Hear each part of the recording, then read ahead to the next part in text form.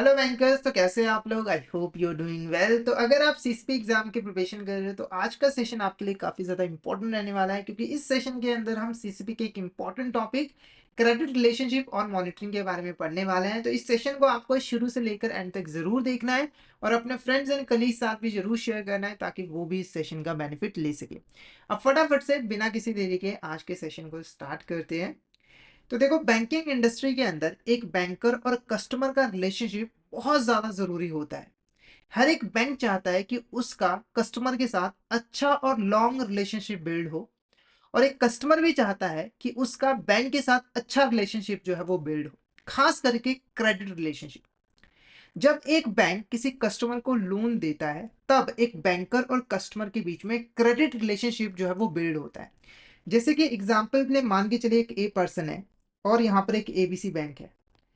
तो a person ABC bank के पास गया और बोला कि मुझे यहाँ पर 10 लाख रुपए का लोन दे दीजिए, इससे मैं अपना बिजनेस जो है वो स्टार्ट करना चाहता हूँ। तो एबीसी बैंक ने इसके ऊपर भरोसा किया और इसको 10 लाख रुपए का लोन दे दिया। तो एबीसी बैंक ने जैसे ही 10 लाख रुपए का लोन दिया, तब इनके बीच में यानी कि कस्टमर और बैंकर के बीच में क्रेडिट रिलेशनशिप जो है वो बिल्ड हो गया, स्टैब्लिश हो गया। अब क्रेडिट रिलेशनशिप को हेल्दी बनाने के लिए कुछ यहाँ पर फंडामेंटल रिक्वायरमेंट्स है जिसको फुलफिल करना पड़ता है। जो एक सिंगल फंडामेंटल रिक्वायरमेंट है वो ये है कि दोनों ही पार्टीज को एक दूसरे का भरोसा नहीं तोड़ना है, किसी को भी धोखा नहीं देना है। ठीक है। तो अगर हम पहले रिक्वायरमेंट की बात करें, वो है इंटेंडेड यूज ऑफ क्रेडिट। देखो, जब भी हम लोन लेते हैं तो एक पर्टिकुलर पर्पस के लिए हम लोन लेते हैं। जैसे कि ए पर्सन ने बैंक से बिजनेस करने के लिए लोन लिया है, तो ए पर्सन की रिस्पॉन्सिबिलिटी बनती है कि वो पैसे को बिजनेस में ही लगाए, बिजनेस में ही यूज करे। अगर ए पर्सन ने ऐसा नहीं किया, मान के चलिए इसने 10 लाख रुपए को जुए में उड़ा दिया, तो यहाँ पर इसने बैंक का भरोसा तोड़ दिया, जिससे इनके बीच में रिलेशनशिप खराब हो जाएंगी।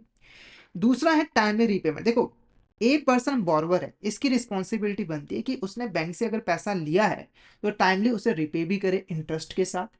अगर ये टाइमली रिपेमेंट करता है तो अच्छा रिलेशनशिप बिल्ड होगा, अगर टाइमली रिपेमेंट नहीं करेगा तो अच्छा रिलेशनशिप बिल्ड नहीं होगा। ट्रांसपेरेंसी ये बहुत ज्यादा जरूरी है। दोनों ही पार्टीज को ट्रांसपेरेंसी मेंटेन करके रखनी है। जैसे कि जब एबीसी बैंक लोन देगा तो वो सारे टर्म एंड कंडीशन, चार्जेस वगैरह फुली डिस्क्लोज कर देगा बॉर्वर को, ताकि आगे चलकर बॉर्वर के साथ किसी भी तरह का फ्रॉड ना हो। और ए पर्सन को भी अपने बिजनेस एक्टिविटीज को फुली डिस्क्लोज करना होगा। अब सारी बिजनेस एक्टिविटीज नहीं, बल्कि लोन के पैसे को किस तरीके से यूज किया जा रहा है उसके बारे में। फिर उसके बाद दोनों पार्टीज को म्यूचुअल रिस्पेक्ट रखनी है, यानी कि इस तरीके से काम करना है कि दोनों पार्टीज को किसी भी तरह का नुकसान ना हो, फाइनेंशियल नुकसान ना हो। ठीक है। तो ये कुछ फंडामेंटल रिक्वायरमेंट्स हैं। नेक्स्ट यहाँ पर हम बात करेंगे क्रेडिट मॉनिटरिंग की। क्रेडिट मॉनिटरिंग क्या होता है? देखो, एबीसी बैंक ने 10 लाख रुपए का लोन दिया है ए पर्सन को। ठीक है। तो क्या एबीसी बैंक का काम लोन देने के बाद खत्म हो जाता है? बिल्कुल नहीं।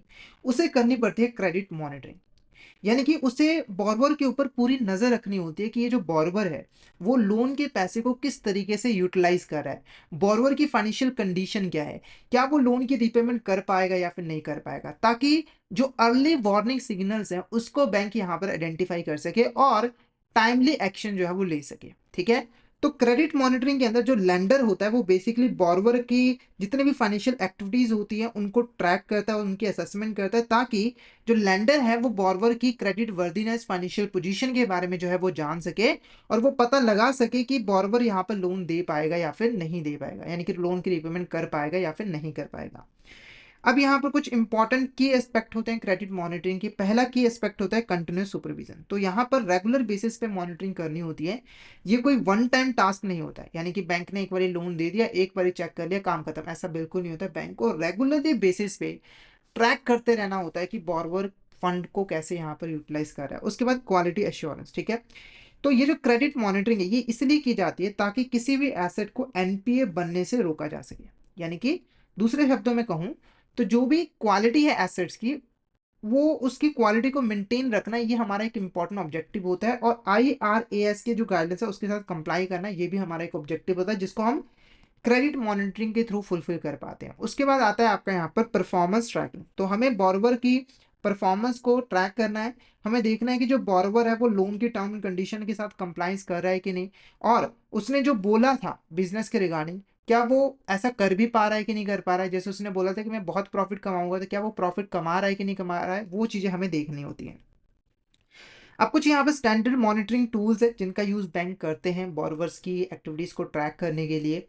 पहला है submission of periodic stock statement. देखो अगर कोई बोरोवर बिजनेस कर रहा है तो उसे ना अपने जो स्टॉक्स है उसकी एक स्टेटमेंट बैंक को देनी पड़ती है, ताकि बैंक को पता चल सके कि जो बिजनेस जो बोरोवर है वो लोन के पैसे को किस तरीके से यूटिलाइज करे, यानी कि कितने पैसों से एसेट्स खरीदा है, कितने पैसों से स्टॉक्स खरीदा है, कितने पैसों से बुक डेट्स खरीदे हैं।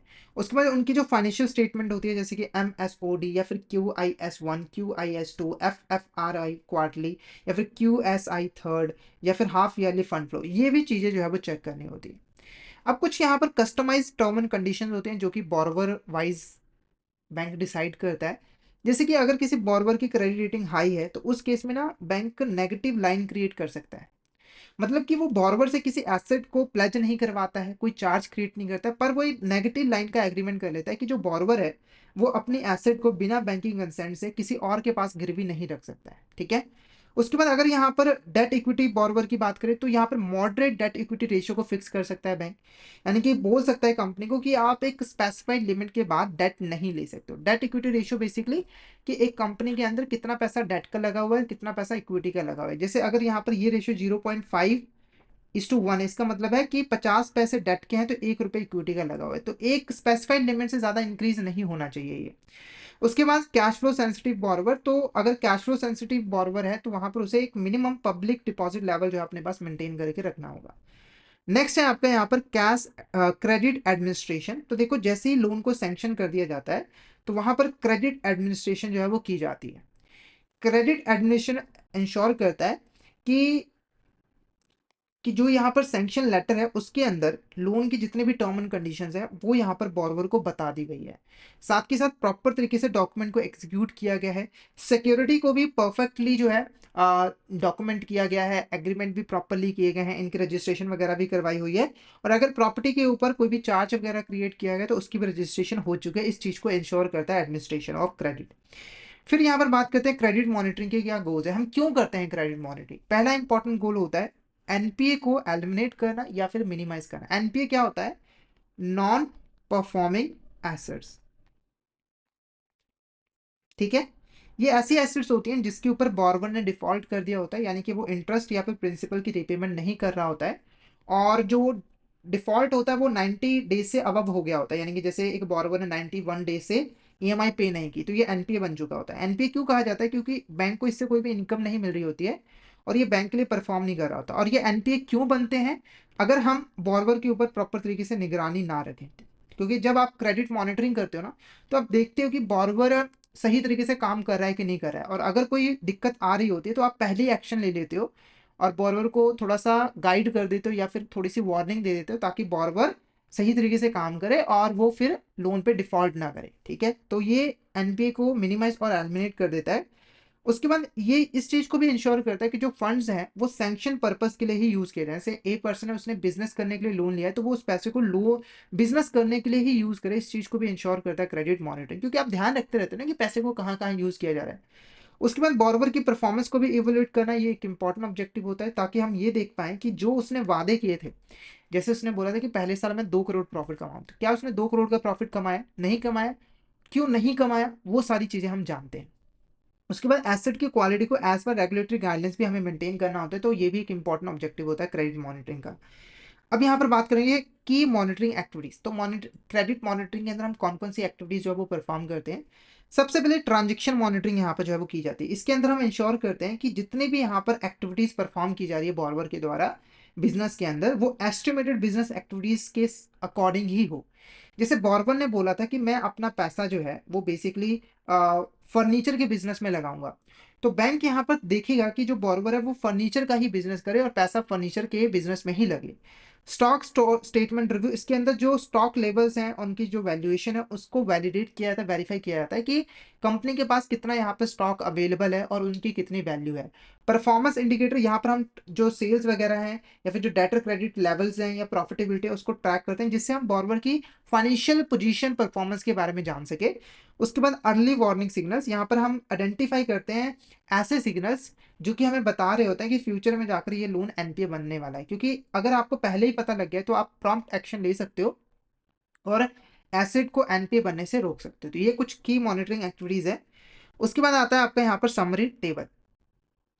तो यहाँ पे देखो, रिलेशनशिप की बात करें तो बैंक चाहता है कि उनके कस्टमर के साथ लॉन्ग टर्म रिलेशनशिप जो है वो बिल्ड हो। लॉन्ग टर्म रिलेशनशिप कैसे बिल्ड होंगे? तो अगर क्रेडिट रिलेशनशिप है तो उस केस में लोन के पैसे को उसी पर्पस के लिए यूज करो जिस पर्पस के लिए लोन लिया गया है। टाइमली रिपेमेंट करो, ट्रांसपेरेंसी मेंटेन रखो, म्यूचुअल रिस्पेक्ट रखो। क्रेडिट मॉनिटरिंग की बात करें, इसके अंदर कंटिन्यूस सुपरविजन की जाती है, लोन टर्म एंड कंडीशन के साथ कंप्लायंस किया जाता है, क्वालिटी को मेंटेन करके रखा जाता है एसेट्स की। उसके बाद अगर हम मॉनिटरिंग गोल्स की बात करें तो मॉनिटरिंग गोल्स है एनपीए को प्रिवेंट करना, कंप्लायंस को इंश्योर करना और रिस्क को अर्ली बेसिस के ऊपर जो है वो आइडेंटिफाई करना। नेक्स्ट जो हमारा टॉपिक है वो है क्रेडिट मॉनिटरिंग प्रोसेस। इस टॉपिक को करने से पहले अगर आप सीसीपी एग्जाम की प्रिपरेशन अच्छे तरीके से करना चाहते हो तो आप हमारे कोर्सेज में एनरोल कर सकते हो, जहां पर आपको सीसीपी का फुल सिलेबस कॉन्सेप्चुअल वीडियोस की फॉर्म में मिल जाता है। ये जो वीडियोस होती है वो हिंदी और इंग्लिश लैंग्वेज के मिक्स में अवेलेबल होते हैं। वीडियोस की ड्यूरेशन भी बहुत कम होती है, जिससे आप बहुत ही कम टाइम में सीसीपी एग्जाम की प्रिपरेशन कर सकते हो। तो फटाफट से हमारे कोर्स में एनरोल कर लीजिए।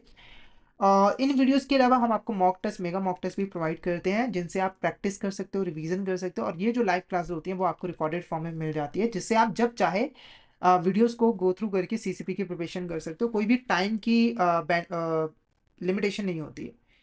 उसके बाद अगर आप हमारे कोर्सेज में एनरोल करना चाहते हो तो हमारे जो कोर्सेज हैं वो इजीली एक्सेसिबल हैं। अगर आप एक एंड्रॉइड यूजर हो तो आपको गूगल प्ले स्टोर पे जाना है, वहाँ पर आपको हमारी app learning session IBF exams मिल जाएगी। और अगर आप एक एप्पल यूजर हो तो आपको ऐप स्टोर पे जाना है, वहाँ पर आपको लर्निंग सेशन आईबीएफ मिल जाएगी ऐप। उसके थ्रू आप हमारे कोर्सेज में एनरोल कर सकते हो। अगर आप अभी हमारे कोर्स में एनरोल करते हो तो आपको लगभग 82% तक का ऑफ मिल जाएगा हमारे कोर्सेज पे, जिसके लिए आपको कूपन कोड यूज़ करना होगा विंटर। तो फटाफट से इस कूपन कोड का यूज़ करके हमारे कोर्स में एनरोल कर लीजिए और टेलीग्राम चैनल को भी यहाँ पर जरूर ज्वाइन कर लीजिएगा, क्योंकि हम इसमें एग्जाम से रिलेटेड, क्लासेस से रिलेटेड जितने भी इंपॉर्टेंट अपडेट्स हैं वो डालते रहते हैं। और अगर आपको भी किसी भी तरह की क्वेरी आती है तो आप इस चैनल पर मैसेज कर सकते हो। तो फटाफट से हमारे टेलीग्राम चैनल को ज्वाइन कर लीजिए ताकि कोई इंपॉर्टेंट अपडेट आपसे मिस ना हो जाए। इसका लिंक आपको वीडियो के डिस्क्रिप्शन बॉक्स में मिल जाएगा। नेक्स्ट हम यहाँ पर बात करेंगे क्रेडिट मॉनिटरिंग प्रोसेस की। तो क्रेडिट मॉनिटरिंग की प्रोसेस क्या रहती है? देखो, इफेक्टिव क्रेडिट मॉनिटरिंग प्रोसेस एक स्ट्रक्चर्ड अप्रोच होती है, जिसकी हेल्प से हम इंश्योर कर पाते हैं कि जो हमारी एसेट की क्वालिटी है वो डिक्रीज नहीं होगी। साथ के साथ हम रिस्क को अर्ली बेसिस के ऊपर, टाइमली बेसिस के ऊपर आइडेंटिफाई कर पाएंगे। तो जो क्रेडिट मॉनिटरिंग प्रोसेस होती है इसको हम ब्रॉडली 3 स्टेजेस में डिवाइड कर सकते हैं, जिसमें से पहला जो स्टेज होता है वो होता है प्री डिस्बर्समेंट स्टेज। ठीक है, तो कई लोगों को लगता है, कई स्टूडेंट्स को लगता है कि क्रेडिट मॉनिटरिंग स्टार्ट होती है डिसबर्समेंट के बाद, पर ऐसा नहीं है। क्रेडिट मॉनिटरिंग स्टार्ट हो जाती है लोन की प्रोसेस के साथ ही। जैसे ही कोई बंदा लोन लेने के लिए एप्लीकेशन देता है तभी क्रेडिट मॉनिटरिंग स्टार्ट हो जाती है। कैसे? तो देखो, बैंक लोन ऐसे ही नहीं देता है, पहले वो ड्यू डिलिजेंस यूज करता है। ठीक है, मतलब कि जो बॉर्वर है उसके जितने भी डॉक्यूमेंट्स वगैरह है वो लेता है, ताकि उससे वो बॉर्वर की क्रेडिट वर्दीनेस को जान पाए और जो भी लीगल फॉर्मेलिटीज है उसको फुलफिल कर पाए, और उसके बाद ही वो लोन देता है। ठीक है, तो प्री डिस्बर्समेंट स्टेज के अंदर ड्यू डिलिजेंस जो है वो परफॉर्म करता है बैंक, साथ के साथ जितने भी लीगल रिक्वायरमेंट्स होती है लोन डिस्बर्समेंट से रिलेटेड उसको भी जो है वो फुलफिल करता है। ठीक है, की एक्टिविटीज की बात करें तो यहाँ पर देखो, सबसे पहले जो सैंक्शन टर्म्स एंड कंडीशन है, यानी कि लोन को सैंक्शन करने की जो टर्म एंड कंडीशन है, जैसे कि creation of mortgage, Sarsai registration, ROC filing, ये जो है वो पूरी की जाती है, कंप्लीट की जाती है। फिर जो नेसेसरी डॉक्यूमेंटेशन है उसको कंप्लीट किया जाता है। उसके बाद अगर यहाँ पर जो एक्सपोजर है वो यहाँ पर 5 करोड़ से अबव है तो उस केस में लीगल ऑडिट भी करवाया जाता है, पीरियोडिक रीवेरिफिकेशन भी यहाँ पर जो है वो की जाती है टाइटल डीड्स की। ठीक है, उसके बाद दूसरा स्टेज है डिसबर्समेंट एंड यूज वेरिफिकेशन। यहाँ पर जो है लोन डिसबर्स कर दिया जाता है। जैसे ही लोन डिसबर्स किया जाता है बैंक यहाँ पर मॉनिटरिंग करता है। किस चीज़ की मॉनिटरिंग करता है? कि जो फंड्स हैं उनको सिर्फ इंटेंडेड यूज के लिए ही यूज किया जा सके। कहने का मतलब है जिस पर्पस के लिए लोन लिया हो उस पर्पस के लिए ही फंड्स को यूज किया जाना चाहिए। इसीलिए जो बैंक होता है वो बॉर्रोवर की फाइनेंशियल एक्टिविटीज को ट्रैक करना स्टार्ट कर देता है कि जो बॉर्रोवर है वो लोन के फंड्स को किस तरीके से यूटिलाइज कर रहा है। और यहाँ पर बेसिकली हम जो डाइवर्जन ऑफ लोन फंड्स है उसको प्रिवेंट करना चाहते हैं कि बॉर्रोवर जो है वो लोन के पैसे को किसी और पर्पस के लिए यूज ना कर ले। अब यहाँ पर एंड यूज वेरिफिकेशन के अंदर देखो, अगर टर्म लोन दिया गया है तो यहाँ पर बैंक क्या करेगा? अगर बैंक ने किसी मशीनरी, व्हीकल, इक्विपमेंट को परचेज करने के लिए टर्म लोन दिया है तो उस केस में वो उनके इन्वॉइसेस लेगा कंपनी से, ताकि बैंक इंश्योर कर पाए कि पैसे को उसी के लिए यूज किया गया है जिसके लिए लिया गया था। प्रोजेक्ट फाइनेंसिंग है तो वहां पर चार्टर्ड अकाउंटेंट से सर्टिफिकेट लिया जाएगा कि जो प्रोजेक्ट है उसके अंदर लोन का पैसा यूज किया जा रहा है और कंप्लीट कितना हुआ है। वर्किंग कैपिटल के केस में जो कैश क्रेडिट ड्रॉवल्स हैं उसको यहाँ पर मॉनिटर किया जाएगा और देखा जाएगा कि जो कैश क्रेडिट ड्रॉवल्स हैं वो यहाँ पर सैंक्शन पर्पस के लिए ही यूज किए जाए, ठीक है। कैश पेमेंट को अवॉइड किया जाएगा और अनजस्टिफाइड ट्रांसफर को भी अवॉइड किया जाएगा, सिर्फ ट्रांसफर किए जाएंगे अगर वो जस्टिफाइज पर्पस के लिए ट्रांसफर किया जा रहा है। उसके बाद इंश्योरेंस की बात करें तो स्टॉक्स की इंश्योरेंस करवानी जरूरी है, ताकि अगर स्टॉक गुम हो जाए या फिर फायर में तबाह हो जाए तो उससे पैसा रिकवर कर लिया जाए। उसके बाद है पोस्ट डिसबर्समेंट मॉनिटरिंग, ठीक है। ये हमारी तीसरी स्टेज है। यहाँ पर कंटिन्यूस हम मॉनिटरिंग करते हैं आफ्टर द डिसबर्समेंट, और इससे हम जो पोटेंशियल रिस्क होते हैं उनको हम जल्दी से जल्दी जो है डिटेक्ट कर पाते हैं, और उसके हिसाब से हम जल्दी से जल्दी एक्शन भी ले पाते हैं। उसके बाद आता है आपका यहाँ पर लोन रिव्यू मैकेनिज्म, ठीक है। तो लोन रिव्यू मैकेनिज्म के अंदर यहाँ पर एक इंडिपेंडेंट इवैल्यूएशन जो है वो की जाती है लोन एडमिनिस्ट्रेशन की, ठीक है, कि ये जो लोन है वो सही तरीके से दिया गया है कि नहीं दिया गया है। साथ के साथ जब लोन को सैंक्शन किया जा रहा था तो pre sanction post sanction procedure को फॉलो किया गया है कि नहीं किया गया है, उनके साथ प्रॉपर्ली कंप्लायंस किया गया है कि नहीं किया गया है, इस चीज को इंश्योर करता है लोन रिव्यू मैकेनिज्म। उसके बाद reviews credit rating accuracy and loss provisions, loan loss provision, ये भी ठीक है कि क्रेडिट रेटिंग कितनी एक्यूरेट की गई है उसको भी रिव्यू करता है। साथ के साथ लोन लॉस के लिए प्रोविजंस प्रॉपर्ली क्रिएट की गई है कि नहीं की गई है उसको भी यहाँ पर जो है वो रिव्यू करता है। उसके बाद आता है आपका यहाँ पर क्रेडिट ऑडिट। क्या है आपका यहाँ पर क्रेडिट ऑडिट? क्रेडिट ऑडिट के अंदर हम बेसिकली ये देखते हैं कि बैंक जो है वो बैंक के जो गाइडलाइंस हैं उनके साथ कंप्लाइंस कर रहा है कि नहीं कर रहा है, रेगुलेटरी बॉडीज की जो गाइडलाइंस है उनके साथ कंप्लाइंस कर रहा है कि नहीं कर रहा है। साथ के साथ जो अर्ली वार्निंग सिग्नल्स है उनको आइडेंटिफाई किया जाता है, फिर उसके लिए करेक्टिव मेजर जो है वो सजेस्ट किए जाते हैं और उनको इम्प्लीमेंट भी किया जाता है। और क्रेडिट एडमिनिस्ट्रेशन की जो क्वालिटी है उसको यहाँ पर क्रेडिट ऑडिट काफ़ी ज़्यादा इंप्रूव कर देता है। उसके बाद यहाँ पर फाइनेंशियल स्टेटमेंट की एनालिसिस की जाती है, जैसे कि प्रॉफिट एंड लॉस अकाउंट हो गया या फिर बैलेंस शीट होगी, जिससे हम बोरोवर की फाइनेंशियल पोजीशन परफॉर्मेंस के बारे में जान सकते हैं। तो हमें यहाँ पर पीरियोडिक बेसिस पे फाइनेंशियल रिटर्न जैसे कि QIS MSOD की पीरियोडिक एग्जामिनिंग और रिव्यूइंग जो है वो करनी चाहिए। उसके बाद जब हम एग्जामिनिंग वगैरह कर लेते हैं तो वहां पर एक्चुअल परफॉर्मेंस को प्रोजेक्शन के साथ कंपेयर करना चाहिए, और जैसे ही कोई अगर यहाँ पर डिफरेंस दिखता है, अगर कोई सिग्निफिकेंट वेरिएंस दिखता है तो उसको इन्वेस्टिगेट करना चाहिए कि ये डिफरेंस क्यों आया है, इसके पीछे का रीजन क्या है। जैसे कि अगर मान के चलिए कि प्रोजेक्शन था कि कंपनी प्रॉफिट कमाएगी 50 लाख का और प्रॉफिट कंपनी ने कमाया सिर्फ 10 लाख रुपए का, तो बहुत कम है। तो इसके पीछे का क्या रीजन है, बैंक इसको यहाँ पर इन्वेस्टिगेट करेगी, उसके पीछे के रीजन फाइंड आउट करेगी, फिर बॉर्बर से बातचीत करेगी। फिर यहाँ पर पीरियोडिकल परफॉर्मेंस रिव्यू भी जो है वो किया जाता है, मतलब बॉर्वर की जो परफॉर्मेंस है वो क्या रही है उसकी रिव्यू किया जाता है। तो यहाँ पर रेगुलरली बेसिस पे बॉर्वर के जो एक्चुअल रिजल्ट्स होते हैं उनको इनिशियल प्रोजेक्शन के साथ जो है वो कंपेयर किया जाता है। जैसे बॉर्वर ने बोला था 50 लाख का प्रॉफिट कमाऊंगा मैं पहले साल, प्रॉफिट उसने 1 लाख का कमाया, तो इसको हम कंपेयर करते हैं और देखते हैं कि बॉर्वर अपने वादों पे खरा उतरा है या फिर नहीं उतरा है। उसके बाद बॉर्बर के साथ हमें क्लोजली बातचीत करनी है, इंगेज करना है, ताकि हम जान पाए कि बॉर्बर की क्या ऑपरेशनल चैलेंजेस थे जिसकी वजह से वो अच्छे से परफॉर्म नहीं कर पाया है। उसके बाद अगर यहाँ पर रीपेमेंट में डिफिकल्टी आ रही है, बॉर्बर सही तरीके से रीपेमेंट नहीं कर रहा है, तो हमें यहाँ पर रीस्ट्रक्चरिंग और रीशेड्यूलिंग का यूज करना है बैंकर को, ताकि यहाँ पर बॉर्बर को थोड़ा और टाइम जो है वो मिल सके लोन की रीपेमेंट करने के लिए। उसके बाद हमें यहाँ पर जो NPA है उसको टाइमली हमें आइडेंटिफाई भी करना है, मैनेज भी करना है, और ज़रूरत पड़ने पर हमें एग्जिट ऑप्शंस को भी एक्सप्लोर करना है, ताकि हमारा जो लॉस है वो कम से कम हो सके। हमारा का मतलब यहाँ पर बैंक से है। उसके बाद एनुअल एडवांस रिव्यू भी हमें करना है, तो बॉर्बर की जो क्रेडिट नीड्स हैं उसे हमें यहाँ पर इवेल्युएट करना है, और उसकी जो एसेट क्वालिटी है उसे भी हमें इवेल्युएट करना है, फिर उसके हिसाब से ही हमें लोन प्रोवाइड करना है। उसके बाद जो वर्किंग कैपिटल नीड्स लिमिट्स हैं वो करंट बिजनेस नीड्स के अकॉर्डिंग होनी चाहिए, इस चीज़ को भी हमें इंश्योर जो है वो करना है, यानी कि करंट जितने पैसों की जरूरत है वर्किंग कैपिटल के अंदर उतना ही पैसा उसको दिया जाना चाहिए। उसके बाद स्टॉक स्टेटमेंट्स को भी यहाँ पर वेरीफाई करना जरूरी होता है, तो हमें पीरियोडिक एनालिसिस करना है स्टॉक स्टेटमेंट का, ठीक है। और हमें स्टॉक स्टेटमेंट के एनालिसिस के साथ साथ फिजिकल स्टॉक वेरिफिकेशन भी करनी है, ताकि हम मैच कर पाए कि जो स्टॉक स्टेटमेंट्स हैं और जो फिजिकल स्टॉक है वो एक दूसरे के इक्वल है या फिर नहीं। हो सकता है कि बुक्स में तो शो हो रहा है कि स्टॉक 50 लाख का है पर एक्चुअली में वो सिर्फ 10 लाख का हो, ऐसा भी तो हो सकता है। उसके बाद इन्वेंटरी लेवल में अगर किसी भी तरह की डिफरेंस है, या रॉ मटेरियल में कोई डिफरेंस है, फिनिश गुड्स में कोई डिफरेंस है, तो उन्हें हमें प्रॉपर्ली यहाँ पर इन्वेस्टिगेट जो है वो करना है, और अगर सिग्निफिकेंट इरेगुलरिटीज हो तो हमें प्रॉपर यहाँ पर एक्शन भी जो है वो लेना है।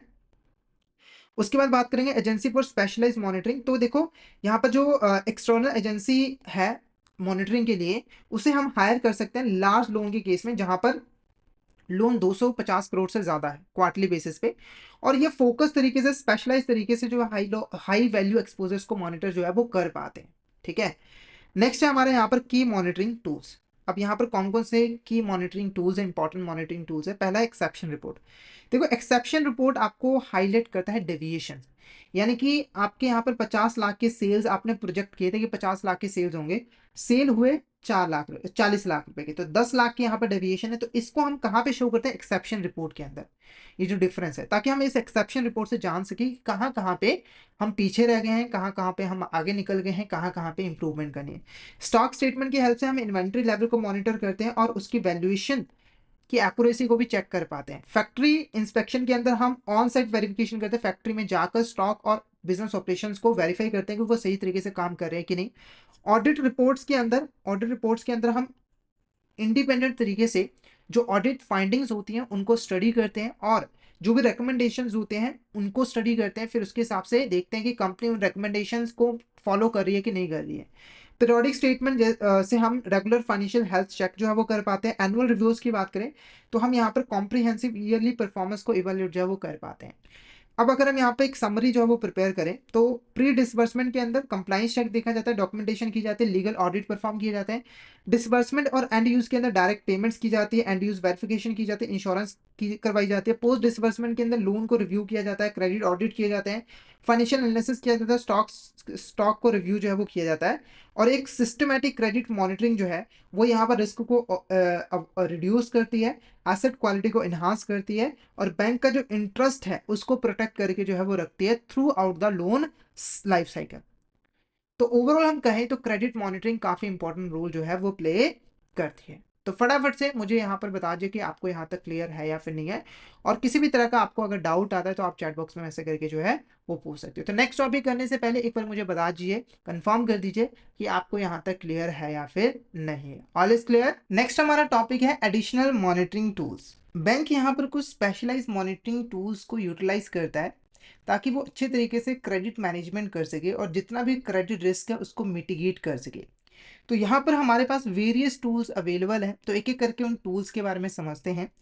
तो पहला जो हमारा टूल है वो है सर्टिफाइड प्रोजेक्ट कॉस्ट स्टेटमेंट। ये जो डॉक्यूमेंट है वो बेसिकली किसी भी प्रोजेक्ट की एक्चुअल कॉस्ट को उसकी प्रोजेक्टेड कॉस्ट के साथ कंपेयर करता है और हमें बताता है कि क्या ये जो प्रोजेक्ट है उसको सही तरीके से इम्प्लीमेंट किया जा रहा है कि नहीं किया जा रहा है। जैसे कि मान के चलिए आपने एस्टिमेट लगाया था कि एक प्रोजेक्ट के ऊपर 50 लाख रुपए का टोटल खर्चा आएगा, पर जब एक्चुअली में आपने उस प्रोजेक्ट को कंप्लीट किया आपका खर्चा जो है वो 70 लाख रुपए का था। ठीक है, तो यहाँ पर आपकी जो कॉस्ट है वो 20 लाख रुपए से एक्सीड कर गई। ठीक है, और ये हमें बताती है कि कहीं ना कहीं हमसे प्रोजेक्ट को कंप्लीट करते वक्त गलतियां हुई हैं जिसकी वजह से ये जो खर्चा है वो बढ़ गया है। ठीक है, तो ये जो स्टेटमेंट है वो बैंक की हेल्प करती है कि वो किसी भी तरह की कॉस्ट ओवररन को ट्रैक कर पाए, और जितनी भी यहाँ पर फाइनेंशियल डिस्क्रिपेंसीज है उनको टाइमली आइडेंटिफाई कर पाए और देख पाए कि ये जो प्रोजेक्ट है वो बजट के अकॉर्डिंग इम्प्लीमेंट किया जा रहा है कि नहीं किया जा रहा है, कहीं जो खर्चे हैं वो बजट से बाहर तो नहीं निकल रहे हैं। उसके बाद आता है आपका यहाँ पर monthly cash budget. Monthly cash budget एक ऐसा टूल है जो कि इंश्योर करता है कि बोरोवर की जो कैश फ्लो है वो बजटेड कैश फ्लो के अकॉर्डिंग ही हो। जैसे कि मान के चलिए एक ए पर्सन था, वो बैंक के पास गया और बोला कि मैं एक यहाँ पर प्रोजेक्ट जो है वो स्टार्ट करना चाहता हूँ, और इस प्रोजेक्ट से मुझे हर साल 20 लाख रुपए जो है वो मिलने वाले। ठीक है, तो ये हुई प्रोजेक्टेड कैश फ्लो। तो मंथली कैश बजट बताता है कि एक बोरोवर का एक्चुअल कैश फ्लो यहाँ पर क्या रहा है, और वो उस कैश फ्लो को प्रोजेक्टेड यानी कि बजटेड कैश फ्लो के साथ कंपेयर करता है और हमें बताता है कि ये एक दूसरे से मैच करते हैं या फिर नहीं करते हैं। जैसे बोरोवर ने बोला था कि 20 लाख रुपए का कैश फ्लो होगा, पर एक्चुअल जो कैश फ्लो हुआ सिर्फ 10 लाख रुपए का, 10 लाख रुपए कम। तो यहाँ पर हमें पता लगता है कि बोरोवर का जो एस्टिमेट है वो कुछ हद तक सही नहीं रहा है, और ये जो टूल है वो हमें बोरोवर की जो लिक्विडिटी है उसको भी मॉनिटर करने में हेल्प करते हैं, जिससे हम ये जान पाते हैं कि जो बोरोवर है वो अपनी शॉर्ट टर्म फाइनेंशियल ऑब्लिगेशन को टाइम पर रिपे कर पाएगा या फिर नहीं कर पाएगा। जैसे कि लोन रीपेमेंट अच्छे तरीके से कर पाएगा नहीं कर पाएगा, या फिर जो अपने ऑपरेशनल एक्सपेंसेस है उसको अच्छे तरीके से कंप्लीट कर पाएगा या फिर नहीं कर पाएगा। फिर आता है आपका यहाँ पर क्रेडिट ऑडिट रिपोर्ट। ये जो रिपोर्ट है ना वो बेसिकली इवेल्युएट करती है कि एक बैंक की क्रेडिट मॉनिटरिंग प्रोसेस कैसी है ब्रांच लेवल के ऊपर। यानी कि एक ब्रांच लेवल के ऊपर जो बैंक है वो अच्छे तरीके से क्रेडिट को मॉनिटर कर पा रहा है या फिर नहीं कर पा रहा है। अगर यहाँ पर किसी भी तरह का गैप है लोन असेसमेंट के अंदर, डॉक्यूमेंटेशन के अंदर या फिर रिस्क एवोल्यूशन के अंदर, तो इसको आइडेंटिफाई करने में ये रिपोर्ट्स हमें हेल्प करती है और इसके हिसाब से हम इनमें इम्प्रूवमेंट जो है वो कर पाते हैं। उसके बाद फैक्ट्री विजिट रिपोर्ट्स, ठीक है, तो ये रिपोर्ट्स बेसिकली बनाई जाती है फिजिकल वेरिफिकेशन के बाद। यानी कि हम फिजिकली जाकर वेरीफाई करते हैं कि जो बोरोवर है वो अपने बिजनेस ऑपरेशंस को कैसे परफॉर्म कर रहा है।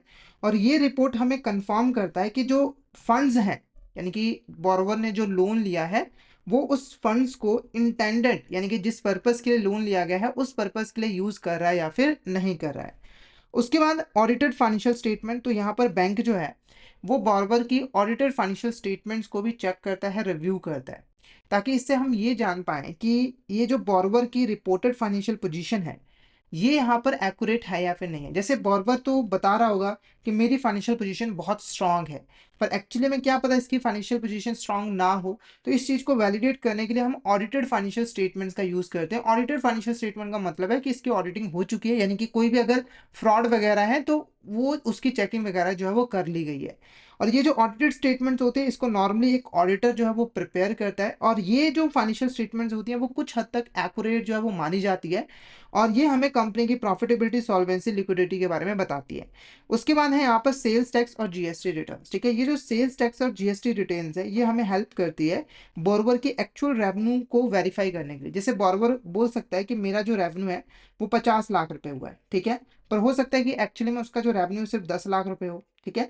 तो अब इस चीज को हम वेरीफाई कैसे कर सकते हैं? तो बेसिकली बोरवर ने यहाँ पर टैक्स कितना पे किया है, कितने रेवेन्यू पे टैक्स पे किया है, वो चीज हम जान पाते हैं सेल्स टैक्स या फिर जीएसटी रिटर्न की हेल्प से, जिससे हम मैचिंग कर पाते हैं। और अगर यहाँ पर कोई भी मिसमैच आता है declared revenue in financial statement और टैक्स रिटर्न के अंदर, तो उसको हम पहले ही फाइंड आउट कर पाते हैं, और इससे हमें ये पता लगता है कि किसी ना किसी तरीके से फाइनेंशियल मिस रिप्रेजेंटेशन की गई है। उसके बाद आता है आपका यहाँ पर मार्केट इंटेलिजेंस। तो यहाँ पर जो बैंक है वो कुछ एक्सटर्नल इंफॉर्मेशन कलेक्ट करता है बोरवर के बारे में, बोरवर के बिजनेस के बारे में, ठीक है। जैसे कि वो कंपटीटर एनालिसिस करता है कि बोरवर के कंपटीटर कौन है, कस्टमर रिव्यूज चेक करता है कि कस्टमर के क्या रिव्यू रहे हैं बोरवर के बारे में, उसके बिजनेस के बारे में, इंडस्ट्रियल ट्रेंड क्या रहा है, और बोरवर को क्या क्रेडिट रेटिंग जो है वो मिली है। इससे हमें बोरवर की मार्केट रेपुटेशन और बिजनेस एनवायरनमेंट के बारे में पता लगता है। उसके बाद आरबीआई इंस्पेक्शन रिपोर्ट, जो रिजर्व बैंक ऑफ इंडिया है वो हमारे देश के अंदर बैंकों को इंस्पेक्ट करने का काम करता है। तो जब आरबीआई को ज़रूरत पड़ती है तो वो बैंकों की इंस्पेक्शन करता है, ताकि ये इंश्योर किया जा सके कि जो बैंक है वो रूल्स एंड रेगुलेशंस को फॉलो करके ही अपना काम करे। ये जो रिपोर्ट्स है हमें बताती है कि क्रेडिट मॉनिटरिंग, रिस्क मैनेजमेंट और पॉलिसी इंप्लीमेंटेशन के अंदर कहाँ कहाँ पे वीकनेसेस है, यानी कि कहाँ कहाँ पे जो बैंक है वो सही तरीके से काम नहीं कर पा रही है।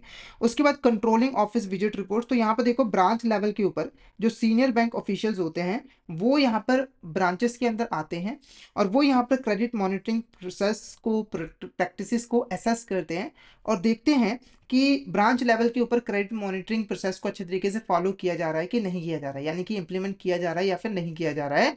और ये रिपोर्ट्स हमें बताते हैं कि ब्रांच लेवल के ऊपर जो रिस्क असेसमेंट है वो सही तरीके से हो रही है या फिर नहीं हो रही है, और रिस्क असेसमेंट जो है वो सेंट्रल ऑफिस की पॉलिसीज के अकॉर्डिंग की जा रही है कि नहीं की जा रही है, उसके बारे में हमें पता लगता है। उसके बाद यहाँ पर कंजोर्टियम मीटिंग मिनट्स, ठीक है। तो यहाँ पर देखो अगर मल्टीपल बैंक्स मिलकर एक सिंगल बॉर्वर को लोन देते हैं तो इस सिचुएशन को हम कंजोर्टियम लैंडिंग जो है वो कहते हैं, और इस केस में बैंक जो है वो पीरियोडिक बेसिस पे आपस में मीटिंग जो है वो करती रहती हैं, और इन मीटिंग्स के अंदर बेसिकली बोरवर की परफॉर्मेंस, रिस्क और कलेक्टिव डिसीजंस क्या लिए गए हैं बैंकों के द्वारा बोरवर के रिगार्डिंग, इन सभी चीज़ों को रिकॉर्ड किया जाता है। तो इससे हमें बोरवर की परफॉर्मेंस वगैरह के बारे में पता लग जाता है, ठीक है। नेक्स्ट है हमारे यहाँ पर check list for analysing financial statements. तो देखो अगर जब हम एक फाइनेंशियल स्टेटमेंट्स को एनालाइज कर रहे होते हैं तो हमें कौन कौन से फाइनेंशियल पैरामीटर्स को चेक करना होता है। पहला देखो सेल्स, हमें कंपनी या फिर बॉर्वर की जो सेल्स है उसे चेक करना होता है। तो हम बेसिकली कंपनी की जो एक्चुअल सेल्स है उसको कंपेयर करते हैं बजटेड या फिर एक्सपेक्टेड सेल्स के साथ। जैसे मान के चलिए एक ए पर्सन था, वो बैंक के पास आया और बोला कि मुझे 20 लाख रुपए का यहाँ पर लोन दे दीजिए। तो बैंक ने यहाँ पर पूछा कि आप लोन की रीपेमेंट कैसे करोगे, तो ये बोला कि हर साल ना मेरी 20 लाख रुपए की सेल्स होती है, तो मैं आपका 5 सालों के अंदर धीरे-धीरे करके लोन वापस कर दूँगा। तो बैंक यहाँ पर मान गया। उसके बाद बैंक को ये चेक करना ज़रूरी है ना कि एक्चुअली में इसकी इतनी सेल्स हो रही है कि नहीं हो रही है, ताकि हम ये फाइंड आउट कर पाएँ कि ये जो बॉरोवर है, यानी कि बिज़नेस है, वो अपना काम सही तरीके से कर रहा है कि नहीं कर रहा है। अगर यहाँ पर लार्ज इंक्रीज़ या फिर डिक्रीज़ आता है सेल्स में, जैसे बोला गया था कि जो सेल्स है वो 20 लाख की होगी, पर एक्चुअली में जो सेल्स हुई सिर्फ 5 लाख रुपए की, तो ये लार्ज डिक्रीज़ है। तो ये इंडिकेट करता है या तो मार्केट कंडीशन जो है वो चेंज हो गई है, या फिर जो कंपनी है वो सही तरीके से काम नहीं कर रही है, और या फिर जो प्रोजेक्शन है वो इनएक्यूरेट है, यानी कि कंपनी की जो कैपेसिटी थी वो सिर्फ 5 लाख की सेल करने की थी, पर उसने जानबूझकर 20 लाख की सेल जो है वो बता दिया। उसके बाद है कॉस्ट ऑफ गुड्स सोल्ड, यानी कि COGS. Cost of goods sold क्या होते हैं? बेसिकली आप जिन गुड्स को सेल करते हो उसकी जो कॉस्ट होती है उसी को हम कॉस्ट ऑफ गुड्स सोल्ड जो है वो कहते हैं। ठीक है, तो यहाँ पर देखो हमें यहाँ पर क्या चेक करना है? हमें बेसिकली जो प्रोडक्शन कॉस्ट है गुड्स की वो यहाँ पर चेक करनी है कि प्रोडक्शन कॉस्ट कितनी इंक्रीज या फिर डिक्रीज हुई है। अगर ये जो इंक्रीज और डिक्रीज जो है वो अनसर्टेन है, मतलब कि अनएक्सपेक्टेड था, तो ये बताता है कि कहीं ना कहीं इनएफिशिएंसी और फाइनेंशियल मिस रिपोर्टिंग है। तो अगर यहाँ पर सडन राइज आता है कॉस्ट के अंदर विदाउट क्लियर रीजन, यहाँ पर कोई क्लियर रीजन भी नहीं है जिसकी वजह से ये राइज आया है, तो ये इंडिकेट करता है कि कहीं ना कहीं बिजनेस जो है वो इनएफिशिएंट है, यानी कि बॉर्बर जो है वो अच्छे तरीके से बिजनेस परफॉर्म नहीं कर रहा है, और या फिर फाइनेंशियल मिस रिपोर्टिंग भी हो सकती है। उसके बाद हमें चेक करना है ऑपरेटिंग प्रॉफिट। ऑपरेटिंग प्रॉफिट क्या होता है? तो देखो, एक बिजनेस अपनी कोर बिजनेस ऑपरेशन से जो भी प्रॉफिट कमाता है वो ऑपरेटिंग प्रॉफिट होता है। तो हमें प्रीवियस पीरियड के साथ ऑपरेटिंग प्रॉफिट को कंपेयर करना है कि पिछले साल कितना ऑपरेटिंग प्रॉफिट था और इस साल कितना ऑपरेटिंग प्रॉफिट है। अगर कोई यहाँ पर मेजर राइज और फॉल आता है तो इसका मतलब है कि कहीं ना कहीं सेल्स में चेंजेस आई हैं, कॉस्ट में चेंजेस आई हैं, या फिर बिजनेस एफिशिएंसी में चेंजेस आई हैं। उसके बाद हमें प्रॉफिट बिफोर टैक्स यहाँ पे चेक करना है कि पहले कंपनी का प्रॉफिट बिफोर टैक्स कितना होता था, अब यहाँ पर प्रॉफिट बिफोर टैक्स कितना है, और अगर यहाँ पर अनएक्सपेक्टेड राइज और फॉल आया है तो यहाँ पर हमें प्रॉपर इन्वेस्टिगेशन करनी है, क्योंकि इससे हमें यह पता लगता है कि कंपनी की फाइनेंशियल स्टेबिलिटी और टैक्स लायबिलिटी के ऊपर क्या इंपैक्ट जो है वो पड़ा है। उसके बाद करंट एसेट्स और लायबिलिटीज, इसको भी हमें चेक करना है। करंट एसेट्स और लायबिलिटीज क्या होती है? देखो, करंट एसेट ऐसी एसेट्स होती है जिसको कंपनी एक साल के अंदर में ही यूज कर लेती है या फिर कैश में कन्वर्ट कर लेती है, जैसे कि एग्जाम्पल के लिए कैश, इन्वेंट्री और रिसीवेबल्स।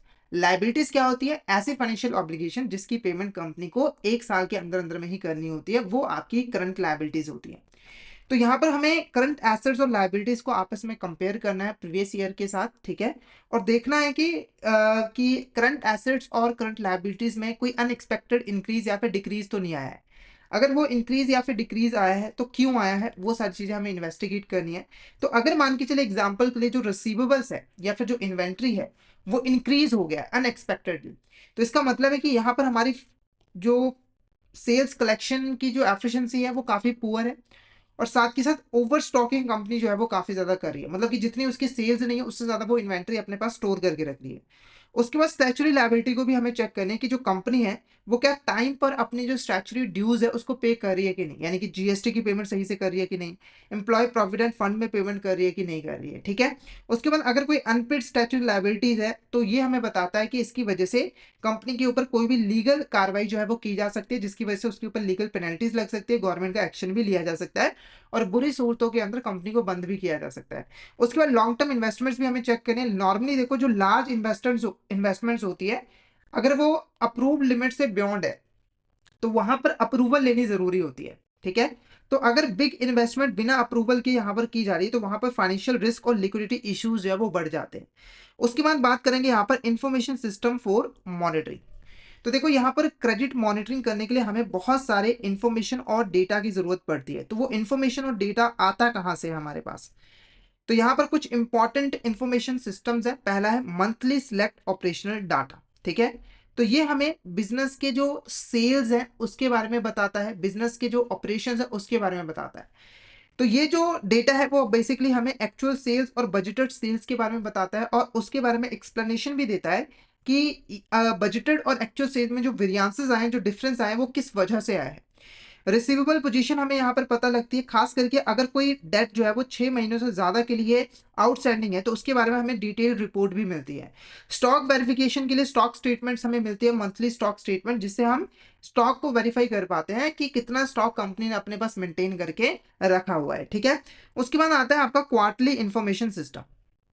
क्वार्टरली इंफॉर्मेशन सिस्टम, इसके अंदर 3 टाइप्स है। एक है क्वार्टरली इंफॉर्मेशन सिस्टम 1 जो कि प्री क्वार्टर होता है, और ये बेसिकली जो सेल्स और प्रोडक्शन के एस्टिमेट होते हैं उनको एक्चुअल एनुअल प्रोजेक्शन के साथ जो है वो कंपेयर करता है और वैलिडेट करता है। बेसिकली हम यहाँ पर क्या करते हैं, हम ये देखते हैं कि हमने जो सेल्स का एस्टिमेट लगाया कि हम इतनी सेल्स करने वाले हैं, या फिर जो प्रोडक्शन का हमने एस्टिमेट लगाया है, क्या वो एनुअल प्रोजेक्शंस के अकॉर्डिंग सही है या फिर नहीं है।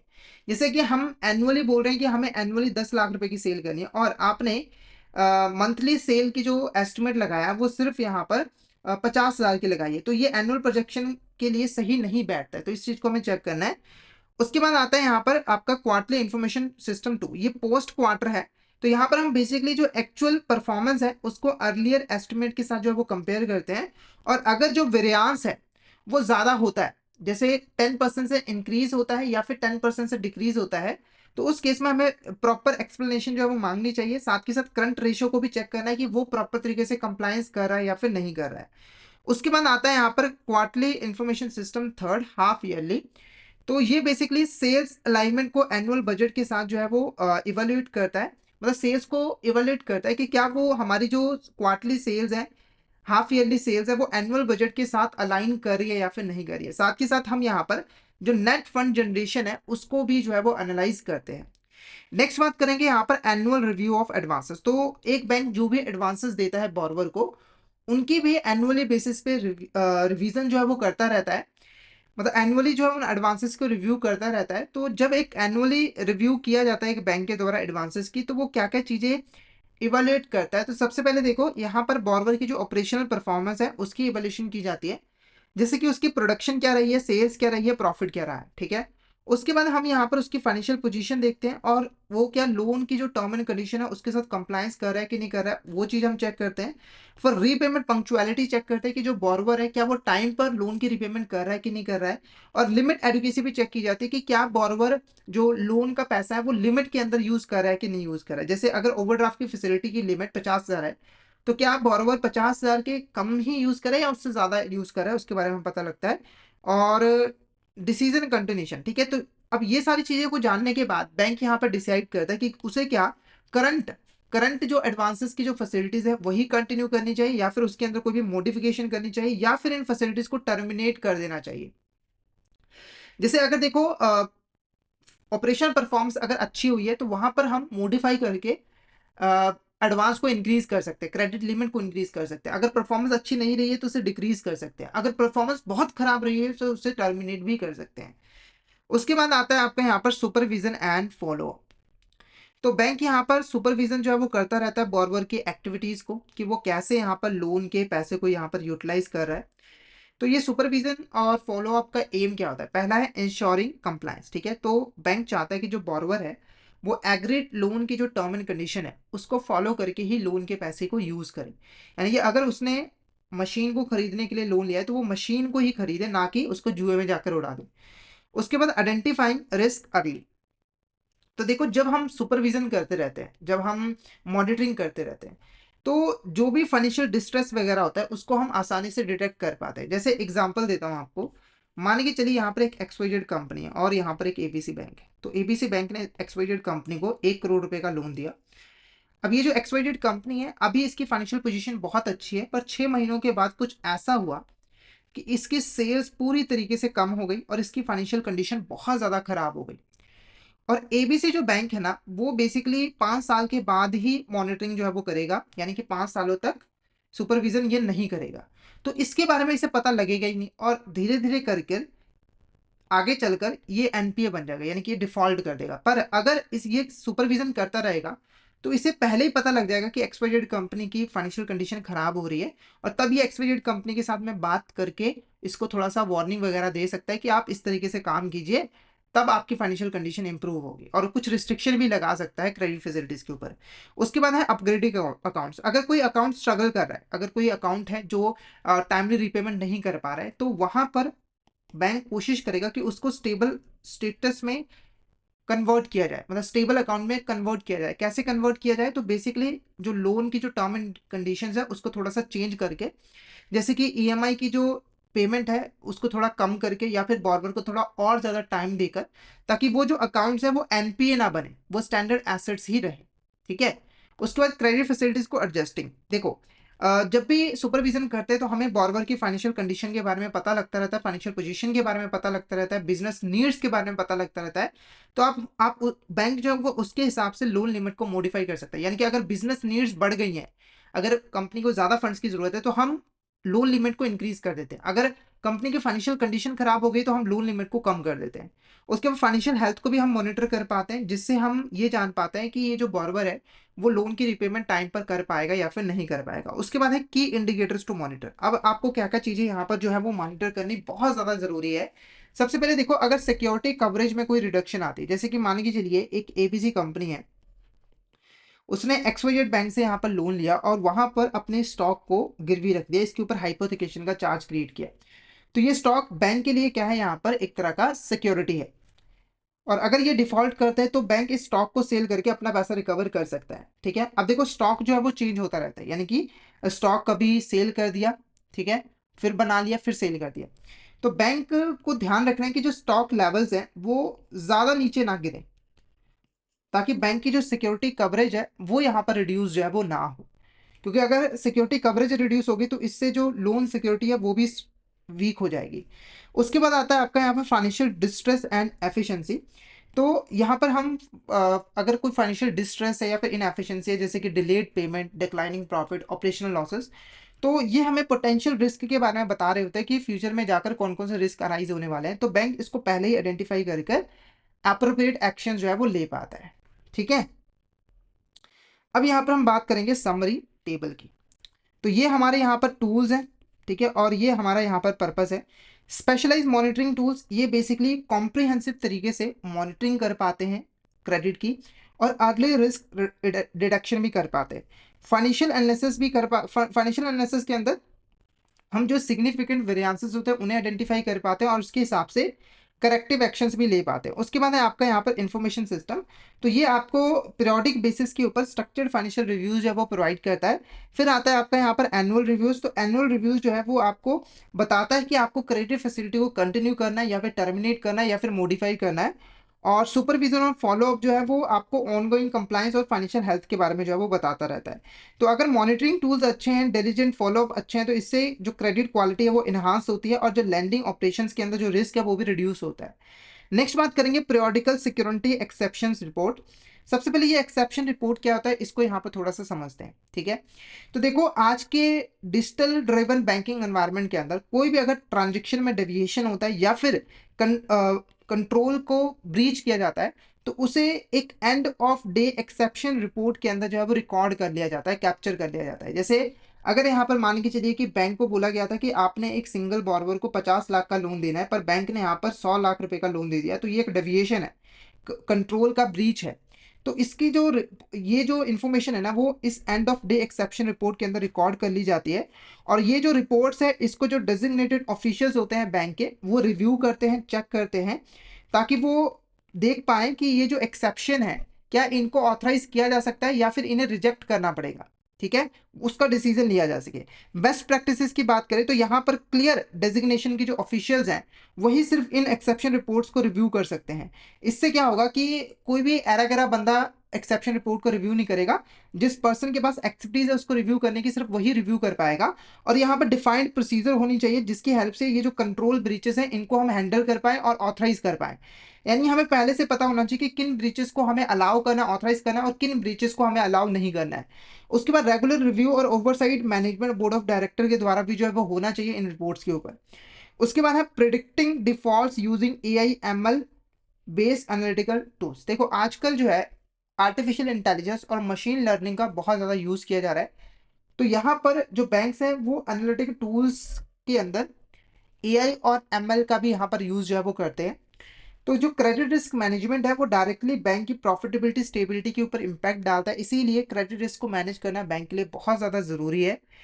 बैंक जो है वो मॉडर्न अप्रोचेस जिसके अंदर आर्टिफिशियल इंटेलिजेंस और मशीन लर्निंग का यूज़ किया जाता है, उन अप्रोचेस को यूज़ करते हैं ताकि वो सुपीरियर तरीके से जो क्रेडिट रिस्क असेसमेंट है वो कर पाए। ठीक है। और वो उसके हिसाब से रिस्क मिटिगेशन स्ट्रैटेजी भी जो है वो बना पाए। अब अगर हम बेनिफिट्स की बात करें कि अगर हम क्रेडिट रिस्क मैनेजमेंट के अंदर एआई एमएल का यूज करते हैं तो हमें क्या क्या बेनिफिट्स मिलते हैं। सबसे पहले देखो, डिफॉल्ट प्रिडिक्शन के अंदर एक्यूरेसी इन्हांस होती है, यानी कि हम और बेहतर तरीके से प्रिडिक्ट कर पाते हैं कि कौन सा बॉरोवर डिफॉल्ट करेगा और कौन सा बॉरोवर डिफॉल्ट नहीं करेगा। उसके बाद अर्ली वार्निंग सिग्नल्स को भी आइडेंटिफाई कर पाते हैं, यानी कि ऐसे अकाउंट्स जहां पर किसी भी तरह की फाइनेंशियल डिस्ट्रेस है या फिर फाइनेंशियल प्रॉब्लम है या फिर जो बॉर्वर है वो आगे चलकर डिफॉल्ट करने वाला है, उसको हम पहले से ही आइडेंटिफाई कर लेते हैं, जिससे हम एप्रोप्रिएट एक्शन जो है वो ले पाते हैं ताकि उस एसेट को एनपीए बनने से रोका जा सके। उसके बाद फ्रॉड और मनी लॉन्ड्रिंग को भी हम प्रिवेंट कर पाते हैं, क्योंकि देखो जो भी ट्रांजेक्शन होती हैं उसको कंटिन्यू बेसिस पे मॉनिटरिंग हम कर पाते हैं एआई और मशीन लर्निंग की हेल्प से, जिससे ये जो फ्रॉड और मनी लॉन्ड्रिंग जैसी एक्टिविटीज है उसको हम प्रिवेंट कर पाते हैं। और ये आपका जो प्री पेमेंट रिस्क है मैनेजमेंट है वो भी काफी ज्यादा इंप्रूव जो है वो हो जाता है। ठीक है, अब बात करेंगे इसी essential inputs for AI ML models. तो हमारे ये जो एआई और एमएल मॉडल्स होते हैं इसके अंदर इसेंशियल इनपुट्स क्या क्या होते हैं, यानी कि क्या क्या चीजें इन्हें चाहिए होती है क्रेडिट रिस्क को असेस करने के लिए और मैनेज करने के लिए। सबसे पहले देखो, इनकम का सोर्स इनको देना पड़ता है हमें कि जो बॉर्बर है उसकी इनकम का सोर्स क्या है, एश्योर्ड है या फिर विंडफॉल है या फिर स्ट्रे इनकम है, मतलब कि जिसका अभी तक पता ही नहीं है कि वो होगी भी या फिर नहीं होगी। डेमोग्राफिक्स के बारे में बताना पड़ता है कि बोरोवर की एज क्या है, जेंडर क्या है, डिपेंडेंट्स कितने हैं, लोकल लोकेशन क्या है, अर्बन या फिर रूरल, और लोन डिटेल्स भी यहाँ पर दी जाती है, जैसे कि अमाउंट कितनी है, टेन्योर कितना है, टाइप क्या है, लोन साइकिल क्या है। ठीक है, क्योंकि लोन भी डिफरेंट डिफरेंट तरह के होते हैं ना, कोई बहुत बड़ा लोन होता है, कोई छोटा लोन होता है, कोई छोटे समय के लिए दिया जाता है, कोई लॉन्ग टर्म के लिए दिया जाता है। उसके बाद आपका आता है यहाँ पर क्रेडिट हिस्ट्री। तो यहाँ पर बॉर्बर की क्रेडिट हिस्ट्री चेक की जाती है कि उसने पास्ट में कौन कौन से लोन्स लिए हैं और उसकी उसने रिपेमेंट की है या फिर नहीं की है, और लोकल क्रेडिट एनवायरनमेंट क्या है। बिजनेस इंडिकेटर के अंदर हम financial ratios, industry type, competitor, supplier, customer analysis इनको जो है वो प्रोवाइड करते हैं, ताकि इन सभी फैक्टर्स को स्टडी करने के बाद जो एएमएल और एआई मॉडल्स हैं वो यहाँ पर प्रिडिक्ट कर पाए डिफॉल्ट को और हम क्रेडिट रिस्क को अच्छे तरीके से मैनेज जो है वो कर पाए। नेक्स्ट हम बात करेंगे process process of AI ML based credit analysis. तो जब हम एआई और एमएल बेस्ड क्रेडिट एनालिसिस करते हैं तो उसकी प्रोसेस क्या रहती है। तो पहला स्टेप होता है डेटा कलेक्शन। हम वेरियस सोर्सेज से डेटा इकट्ठा करते हैं बोरोवर के रिगार्डिंग कि बोरोवर कौन है, कहाँ से आया है, क्या काम करता है, कितनी इनकम कमाता है, उसने पहले कहाँ कहाँ से लोन लिया था, क्या उसकी रिपेमेंट उसने की थी कि नहीं की थी, वो सारी चीज़ें हम कलेक्ट करते हैं। फिर डाटा क्लीनिंग की जाती है, जैसे कि जो इरेलीवेंट इनकम्प्लीट डेटा है, एंट्रीज है, उनको रिमूव कर दिया जाता है। जैसे कि जो बॉर्बर है उसे कॉफ़ी पीने की आदत है और शाम को वो चाय पीता है, ये सारी डिटेल्स हमें ज़रूरत नहीं है तो इसको हम रिव्यू कर देते हैं। उसके बाद ये जो एप्लीकेशंस है, हम बेसिकली एआई और एमएल का यूज़ कैसे करते हैं, तो हम यहाँ पर बेसिकली एप्लीकेशंस की हेल्प से ऐसा जो है वो कर पाते हैं। ठीक है, तो ये जो एप्लीकेशन की जो एल्गोरिदम्स हैं वो इस तरीके से तैयार की जाती है कि वो हिस्टोरिकल डेटा को स्टडी करके जो डिफॉल्ट प्रोबेबिलिटीज है उसको आसानी से प्रिडिक्ट जो है वो कर पाते हैं। रियल टाइम बेसिस पे हम मॉनिटरिंग कर पाते हैं। ठीक है, जैसे कि बॉर्वर की एक्टिविटीज़ क्या है, इंडस्ट्रियल ट्रेंड क्या है, पब्लिक इन्फॉर्मेशन जो अवेलेबल है उन सभी का एनालिसिस कर हम कंटिन्यूस बेसिस के ऊपर पता लगा पाते हैं कि बॉर्वर के डिफॉल्ट करने के क्या चांसेस हैं। उसके बाद कुछ यहाँ पर चैलेंजेस और प्री कंडीशंस भी हैं। सबसे पहले देखो, अगर हमें AI AML based analytical tools का यूज़ करना है तो हमारे पास जो डेटा होना चाहिए वो हाई क्वालिटी का होना चाहिए और कॉम्प्रिहेंसिव होना चाहिए। अगर आपने डेटा गलत दे दिया और शॉर्ट डेटा दे दिया तो उसकी वजह से जो एनालिसिस है वो गलत भी हो सकता है। उसके बाद हमें कंटिन्यूस बेसिस पे एप्लीकेशन के जो एल्गोरिदम्स हैं उनको अपडेट करते रहना होता है, मार्केट में जो चेंजेस आते हैं उसके अकॉर्डिंग, ताकि सही तरीके से प्रोडक्शन जो है वो की जा सके। और हमें यहाँ पर स्किल्ड एक्सपर्टीज की भी जरूरत पड़ती है एआई और एमएल टेक्नोलॉजीज के अंदर, क्योंकि देखो कोई ऐरा गैरा बंदा एआई और एमएल टेक्नोलॉजीज को यूज नहीं कर सकता, थोड़ा सा तो स्किल उसे चाहिए ही होता है। उसके बाद है comparison, traditional versus AI ML based monitoring. ठीक है, तो अगर आप ट्रेडिशनल तरीके से मॉनिटरिंग करते हो या फिर आप एआई एमएल बेस्ड मॉनिटरिंग करते हो तो उसके बीच में डिफरेंस क्या होता है। पहले अगर हम प्रिडिक्टिव कैपेबिलिटी की बात करें तो ट्रेडिशनल मॉनिटरिंग लिमिटेड होती है। जैसे एक ट्रेडिशनल मेथड की अगर हम बात करें तो एक बंदा बैठा है, वो यहाँ पर डिफरेंट डॉक्यूमेंट्स की हेल्प से प्रिडिक्ट करने की कोशिश कर रहा है कि बोरवर के डिफॉल्ट करने के क्या चांसेस है। तो आप देख सकते हो कि वो बंदा एक दिन में कितने प्रोडक्शन कर सकता है, बहुत कम कर सकता है। पर उसके जगह पर अगर आप एआई और एएमएल बेस्ड मॉनिटरिंग टूल्स का यूज़ करते हो तो वो यहाँ पर हाई प्रिडिक्टिव एक्यूरेसी के साथ आपको बहुत सारी प्रोडिक्शन करके जो है वो दे देगा। तो इसकी प्रोडिक्शन कैपेबिलिटी काफ़ी ज़्यादा जो है वो रहती है as comparison to traditional monitoring. Scope of monitoring की बात करें तो काफ़ी नैरो है, आइसोलेटेड है। जैसे एक ब्रांच है तो वो अपने कस्टमर के ही क्रेडिट रिस्क को असेस करती है, ठीक है, और उसका एनालिसिस करती है। और ये काफ़ी ज़्यादा कॉम्प्रिहेंसिव है, ये इंटरनल एक्सटर्नल डाटा दोनों को ही स्टडी करता है और उसके बेसिस पे बॉर्रोवर की डिफ़ॉल्ट की जो प्रोबेबिलिटी है उसको फाइंड आउट करता है। कम्युनिकेशन की बात करें तो रूल बेस्ड रहता है, यानी कि हम सिर्फ़ उसी बंदे को कोई इन्फॉर्मेशन देते हैं जो जिस बंदे को उस इन्फॉर्मेशन की ज़रूरत होती है। जैसे अगर रिकवरी से रिलेटेड कोई इन्फॉर्मेशन है तो वो रिकवरी एजेंट को ही हम प्रोवाइड करेंगे। अगर डॉक्यूमेंटेशन से रिलेटेड कोई इन्फॉर्मेशन है तो वो सिर्फ़ हम डॉक्यूमेंटेशन करने वाले ऑफिसर्स को ही देंगे। पर यहाँ पर इंटीग्रेटेड अलर्ट्स दिया जाता है पूरी टीम के अंदर, यानी कि कोई भी सिंगल इन्फॉर्मेशन है वो सभी टीम मेंबर्स के पास अवेलेबल होते हैं, चाहे वो टीम मेंबर ओरिजिनेशन से बिलोंग करते हैं, चाहे रिकवरी से बिलोंग करते हैं। रिव्यू फ्रीक्वेंसी की बात करें तो यहाँ पर एनुअल शेड्यूल होता है, पहले से ही फिक्स होता है। पर यहाँ पर हम बात करें रिव्यू फ्रीक्वेंसी की तो वो काफ़ी ज़्यादा फ्लेक्सिबल होता है और हम कंटिन्यू बेसिस के ऊपर भी मॉनिटरिंग कर पाते हैं। पर्सपेक्टिव की अगर हम बात करें तो काफ़ी हॉरिजॉन्टल और लिमिटेड होता है, और ये जो है आपका एआई बेस्ड, ये मल्टी डायमेंशनल होता है, क्रॉस वर्टिकल होलिस्टिकल व्यूज जो है वो रखता है। ये क्लियर है आपको यहाँ तक? एक बार मुझे चैट बॉक्स में बता दीजिए, और किसी भी तरह का डाउट है तो आप चैट बॉक्स में मैसेज करके पूछ सकते हो। नेक्स्ट हम बात करेंगे यहाँ पर फ्यूचर का क्या स्कोप है, फ्यूचर में क्या होने वाला है। तो देखो, बैंक जो है वो advance internal rating based approaches को यूज करने लग रही हैं क्रेडिट रिस्क को मैनेज करने के लिए और उसको असेस करने के लिए, जिसके अंदर एआई और एएमएल प्रिडिक्टिव एनालिटिक्स का यूज जो है वो किया जा रहा है। और इसकी हेल्प से बैंक जो है वो आसानी से लॉस गिवन डिफॉल्ट को जो है वो एस्टिमेट कर पाती है, और उसके हिसाब से वो अपनी कैपिटल एलोकेशन को भी ऑप्टिमाइज जो है वो कर पाती है। समरी टेबल की अगर हम बात करें तो यहाँ पर देखो एक्सेप्शन रिपोर्ट्स हैं, एक्सेप्शन रिपोर्ट्स की रेगुलर तरीके से रिवीजन करनी ज़रूरी है, उसको चेक करना ज़रूरी है। और यहाँ पर एक डिफाइंड ऑथराइजेशन प्रोटोकॉल होना चाहिए जो कि यहाँ पर एक्सेप्शन को ऑथराइज करेंगे, और मैनेजमेंट के द्वारा इस पूरी की पूरी एक्सेप्शन रिपोर्ट और प्रोसेस को ओवरसाइट करना ज़रूरी है। एआई एमएल टूल्स का यहाँ पर यूज़ किया जा रहा है, इससे प्रोडिक्शन इन्हांस हुई है, कॉम्प्रीहेंसिव डेटा एनालिसिस हम कर पाए हैं, जिससे हम प्रोएक्टिव तरीके से रिस्क रिडक्शन जो है वो कर पा रहे हैं। उसके बाद मॉनिटरिंग कंपैरिजन की बात करें तो जो एआई एएमएल है वो यहाँ पर ट्रेडिशनल मेथड को हटा दे रहे हैं, उसको बिल्कुल ही रिमूव कर दे रहे हैं, और एआई एएमएल जो यहाँ पर एल्गोरिदम्स हैं वो रियल टाइम के बेसिस के ऊपर मल्टी डायमेंशनल इंसाइट जो है वो प्रोवाइड करते हैं, ठीक है। उसके बाद यहाँ पर जो एआई एएमएल है क्रेडिट मॉनिटरिंग के अंदर, जब हम इसका यूज़ करते हैं तो ये बेसिकली रिस्क मैनेजमेंट को काफ़ी ज़्यादा ट्रांसफॉर्म कर देता है, जिससे हम आसानी तरीके से प्रोएक्टिव इंटरवेंशन ले पाते हैं और रिसोर्सेज को अच्छे तरीके से ऑप्टिमाइज कर पाते हैं और क्रेडिट क्वालिटी को भी इन्हांस जो है वो कर पाते हैं। तो यहाँ पर आज का जो हमारा चैप्टर था वो यहाँ पर ओवर होता है। तो यहाँ पर हमने जो क्रेडिट रिलेशनशिप है उसके बारे में डिटेल में जो है वो पढ़ लिया है। तो अगर आपको किसी भी तरह का डाउट आता है तो आप चैट बॉक्स में मैसेज करके पूछ सकते हो। क्लियर हो गया तो एक बार मैसेज करके ज़रूर बताइएगा कि यहाँ तक आपको क्लियर हो गया है। ये बेसिकली हमारे यहाँ पर सीसीपी के लाइव सेशन जो है वो चल रहे हैं, जहाँ पर हम सीसीपी के फुल सिलेबस को कॉन्सेप्चुअल वीडियोस की फॉर्म में जो है वो कवर कर रहे हैं। और अगर आप अच्छे तरीके से सीसीपी एग्जाम की प्रिपरेशन करना चाहते हो तो आपको रेगुलर बेसिस पे इन क्लासेस को जो है वो ज्वाइन करना है। ऑलरेडी हमारी काफ़ी क्लासेस हो चुकी है। अगर आपने प्रीवियस क्लासेस को किसी भी रीज़न की वजह से मिस कर दिया है तो जाकर उनको भी ज़रूर देख लेना। वो सारी की सारी क्लासेस आपको फ्री ऑफ कॉस्ट यूट्यूब पे अवेलेबल हैं, और कुछ ही टाइम के लिए वो यूट्यूब पे रहेंगी, अदरवाइज वो प्राइवेट हो जाएंगी। तो जल्दी से जाकर उन क्लासेस को देख लेना। और अगर आप और अच्छे तरीके से प्रिपरेशन करना चाहते हो तो आप हमारे कोर्सेज में एनरोल कर सकते हो, जहाँ पर आपको सीसीपी का सारा जो सिलेबस है वो कॉन्सेप्चुअल वीडियोस की फॉर्म में मिल जाता है। प्रैक्टिस के लिए mock test, mega mock test मिल जाते हैं, और कॉम्प्लीमेंट्री ई पीडीएफ नोट्स भी मिल जाते हैं। और ये जो लाइव क्लास होती है वो रिकॉर्डेड फॉर्म में मिल जाते हैं। तो हमारा कोर्स आपके लिए बेस्ट कोर्स है। अगर आप हमारे कोर्सेज में एनरोल करना चाहते हो तो हमारे कोर्सेज जो हैं वो हमारी ऐप्स के ऊपर अवेलेबल हैं, और हमारी वेबसाइट भी है, उसके थ्रू आप हमारे कोर्स में एनरोल कर सकते हो। और अगर आप अभी हमारे कोर्स में एनरोल करते हो तो आपको 82% तक का ऑफ मिल जाएगा हमारे कोर्सेज पे, जिसके लिए आपको कूपन कोड यूज़ करना होगा विंटर। तो फटाफट से इस कूपन कोड का यूज़ करके हमारे कोर्स में जो है वो एनरोल कर लीजिए, और टेलीग्राम चैनल को तो ज़रूर ज्वाइन कर लीजिएगा ताकि कोई इंपॉर्टेंट अपडेट आपसे मिस ना हो जाए।